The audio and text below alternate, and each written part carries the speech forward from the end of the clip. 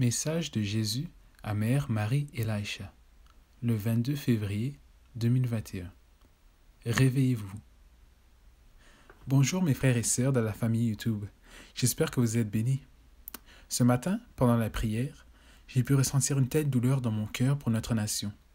Par la suite, un de mes amis m'a envoyé un texte concernant la législation que Biden a signée pour annuler les restrictions sur les avortements que le président Trump avait mises en place pour les arrêter.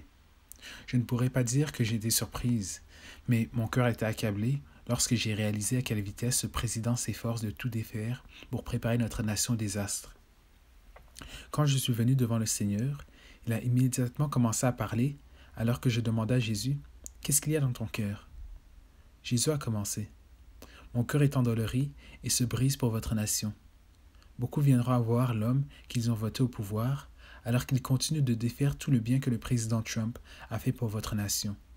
Mon peuple, vous le voyez maintenant signer des lois et des décrets exécutifs qui apporteront un jugement à votre nation. Ouvrir à nouveau le Obamacare, qui n'est qu'une façade pour obtenir des informations, et suivre les âmes qui finiront par prendre la marque de la bête. Ne voyez-vous pas, mon peuple, il est temps pour vous de vous réveiller. Les choses ne sont pas ce qu'elles semblent, et elles ne continueront pas de l'être. Ce président n'a pas été nommé par le peuple de votre pays et certainement pas par moi.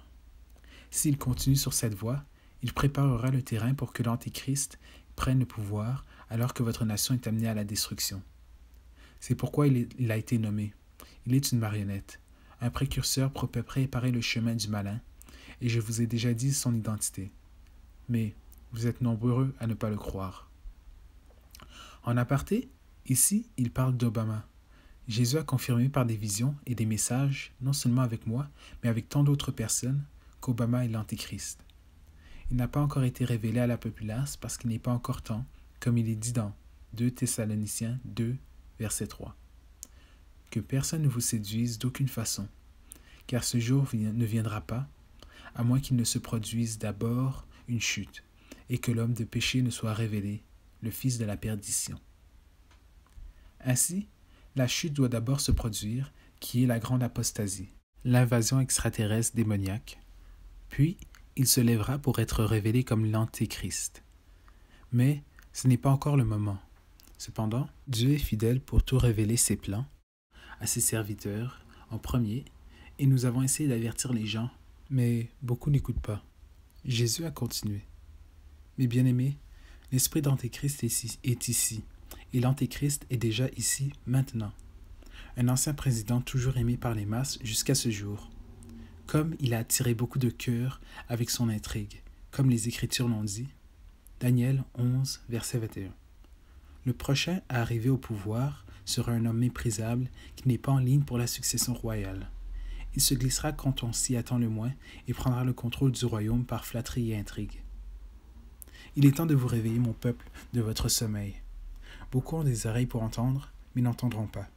Des yeux pour voir, mais continuent à dire qu'ils ne sont pas aveugles, et cela vous rend coupable, mes bien-aimés, parce que vous êtes plongés dans la tromperie. Vous sombrez dans la tromperie et ne le savez même pas. Dans les mois à venir, Biden continuera à déployer ses ordres et les lois que l'État profond et le pervers attendaient de sortir afin d'établir une préséance dans votre gouvernement. Ils feront les choses aussi vite qu'ils le pourront, car ils savent aussi que le temps dont ils disposent est court. Pourtant, je ne leur permettrai pas d'aller bien loin pour détruire cette nation, jusqu'à l'heure fixée. Ce moment présent n'est pas dans les temps fixés. Mon peuple, comment pouvez-vous continuer à vous imprégner de votre rébellion, de votre péché et de votre dureté de cœur? Vous dites que le président Trump n'était pas chrétien à cause de son fruit, et de quel fruit avez-vous utilisé pour juger son caractère? Pourtant, vous avez voté pour un homme qui rédige des lois dans ce pays, qui tue des innocents, qui s'attaque aux personnes âgées et vend entièrement votre nation à un pays étranger. Tout croyant qui prend à la légère l'idée de tuer des enfants dans le ventre n'est pas du tout mon enfant. Vous avez été bercé au sommeil, mon peuple. On vous a vendu un mensonge et vous l'avez acheté. Vous l'avez avalé tout rond. Biden continuera d'instituer des lois pour tous ceux qui ont instauré leur propre définition de la vie, du genre et de l'identité sexuelle. Le mot-clé est leur propre définition. Depuis le début, j'étais la parole. Ma parole tient toujours et restera jusqu'à la fin de la création.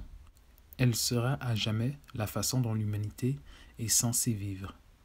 Car je les ai créés hommes et femmes, et il n'y a pas de changement en moi. Tant de gens ont acheté à confusion que les démons ont engendré, comme ils l'ont fait au jour de Noé. Ainsi, ils continuent de le faire maintenant.